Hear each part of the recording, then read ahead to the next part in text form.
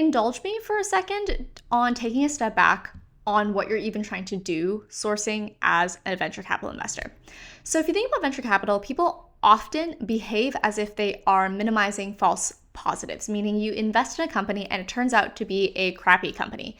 You feel really bad, and we use all this vocabulary around like that early stage investor has taste, as if they're picking good companies. But really what you're trying to do is you're trying to minimize false negatives, meaning there are so few companies that matter. Don't not be in the ones that matter. That's actually your job. So if you had unlimited resources in the world, the approach to that would probably be to just like systematically invest in essentially like everything. But in reality, you are resource constrained. And so what you're trying to do when you're sourcing, because you are constrained by time and you're constrained by money, is you are trying to create some constraints such that like because you are constrained by time, you are talking to an ever more likely pool of people to actually become really great founders.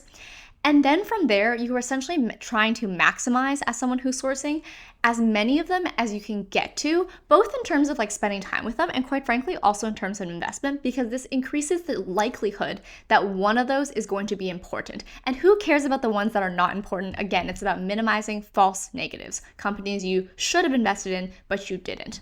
So when it comes to constraining this pool practically, what better and better VCs do, aka like a principal versus an associate or a partner or an MD, is they have access to higher quality talent that we kind of like all objectively agree are higher quality talent. For example, someone who has become really senior within an important startup because they grew an entire product line or they grew an entire business line. Like you, if you can, obviously want to get to more and more of that great quality talent. But of course, you're competing with everyone else. And so maybe what you decide to do is you're going to constrain the pool based on some other thesis that you have. For example, children of traditional industrial families who are not typically, in tech, and then you match them with like a tech product focused person.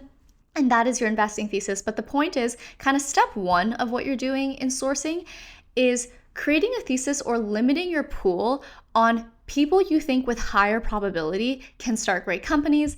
And then step two is you're trying to essentially meet as many people as possible so that you can filter through and make as many shots as you can with decent probability or some probability that one of them is going to work out. Sorry, that was a bit of a tangent, but at a high level, I think it's important to think, like, what am I actually trying to accomplish? You are trying to come up with a pool that you can meet as many people as you can. And now let's tactically go into what do people actually do when they're sourcing. Okay, so this first category is not the most effective, but you're just going to need to do some amount of it. So first, there is asking your friends at peer firms or other firms for like companies that they've seen.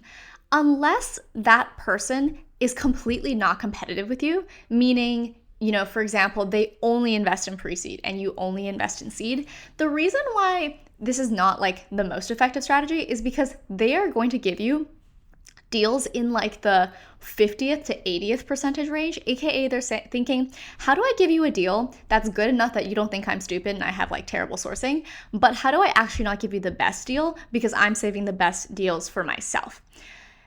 Now, if they are not in a competitive like situation to you, then you can absolutely ask them, hey, out of your portfolio, like what are the best 3 deals right now? And that can be really, really effective. But generally speaking, asking people with a firm that's at all competitive to your firm is not going to be that helpful. The second thing is just general outbound sourcing. For example, your firm or you have decided to probably build some sort of proprietary data scraping engine, such as people who were previously founders or people who are coming from certain types of companies, like the Stripes, the Airbnbs, the whatever popular companies of the world. And you are getting a list maybe every week or on some basis of people who potentially could be founders, and you are just cold outbounding them. This, as you imagine, is quite low signal because just the vast majority of people like are not going to make good founders or are currently not good founders, but you probably will need to, especially as a young person at a firm, do some amount of this. I think a form of outbound sourcing that is definitely higher signal than just kind of like random data pipeline and then random outbound is if there's a specific thesis that you're going after, find a firm who has invested a lot in that thesis. For example, if you're trying to invest in cybersecurity, go look for the top cybersecurity funds and then run down their entire portfolio. Or if you're looking at like a very specific type of company, run down the entire market map within that portfolio, because you don't have to context switch so much and you're going to get a lot of general market data in addition to like the kind of typical intro call meeting, which I think will get you a lot closer to a deal because you'll understand a space potentially better, or you will personally feel more conviction about a space. So moving on to what is in reality the number one way that good VCs get deals is they actually have very few nodes, and that's because humans can literally only keep track of so many people that they have a really good relationship with, like a very mutual relationship with, that also for some reason has like a good source of deals. So what I mean by that is if you are at a generalist fund, then really the only other funds who are not competitive to you are funds who are maybe super small. So they are like solo funds, or they're just like really small micro VCs, or they might be angel operators. So there's like a symbiotic relationship where they want their deals at later stages to be written up by a good big generalist fund, and you want to get proprietary sourcing.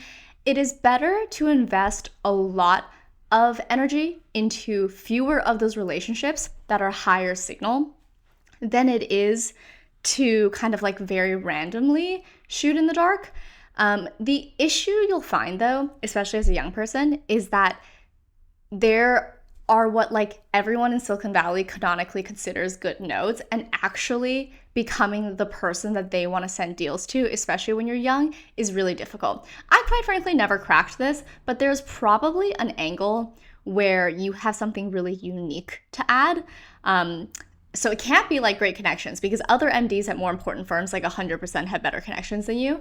But if there's like a unique angle of like you're really good at getting them a certain type of engineer, you're really good at understanding blah, like you have a network of specific types of operators that they don't have, like head of sales, for example, then maybe that gives you an in. But that is something to consider, given that this is probably the most popular strategy for how the best VCs typically run. Okay, so moving on to random other types of sourcing. The most popular random other type of sourcing that you are kind of going to have to do, despite the fact that everyone else does it, is throw dinners/events.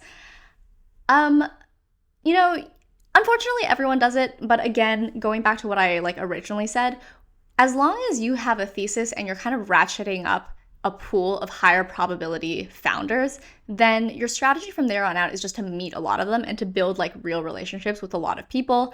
Dinners and events are a good way to build real relationships.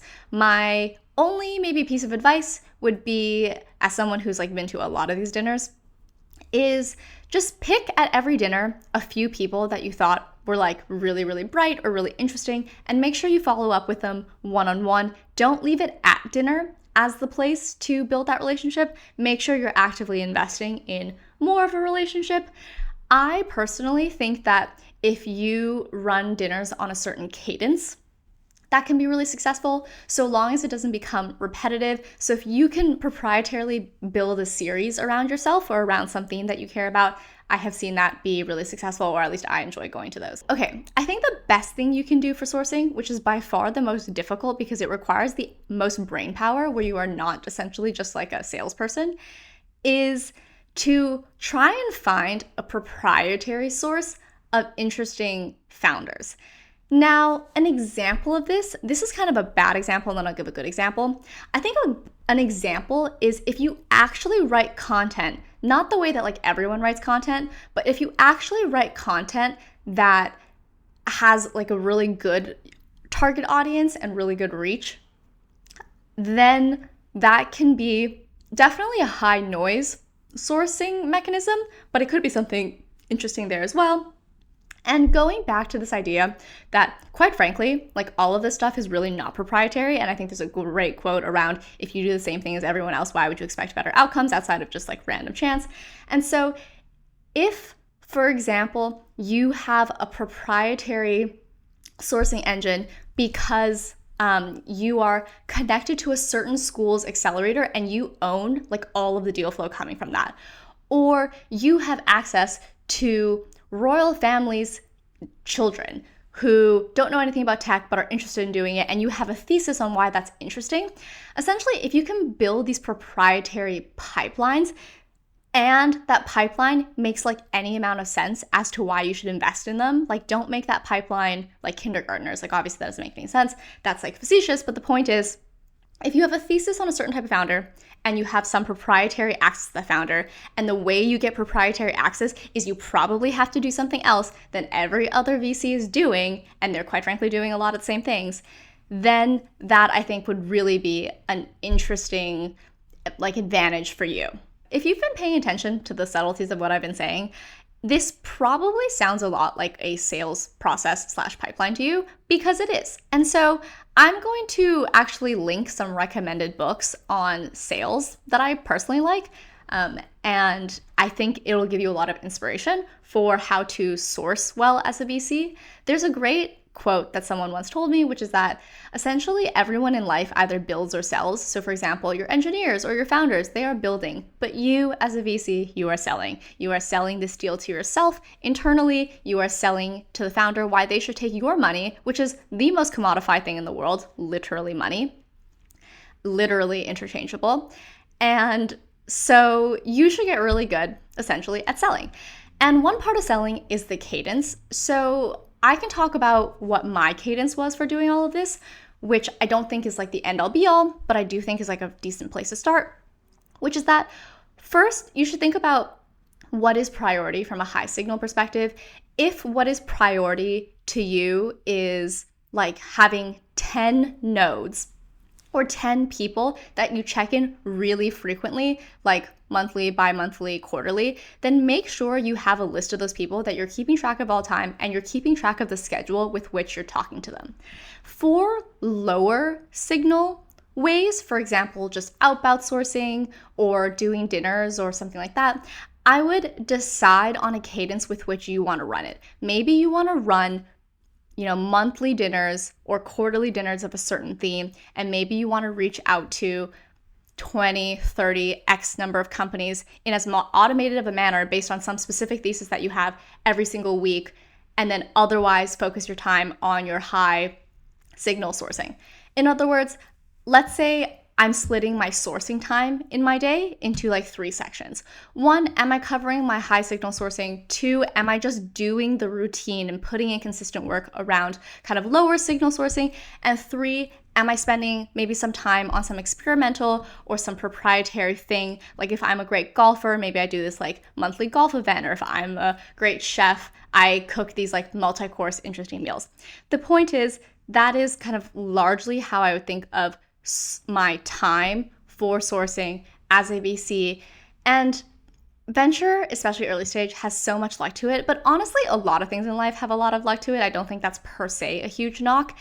I love the saying like consistency trumps intensity. So just know that if you consistently put in work, you are at least putting in the work. And hopefully this video is generally and tactically and like high level a good starting place for if you're looking to break into VC, or if you're looking to angel invest or just otherwise invest. If you want to learn more about tech, ventures, startups, etc., feel free to subscribe. We'd love to have you here and answer any questions you have about any of this.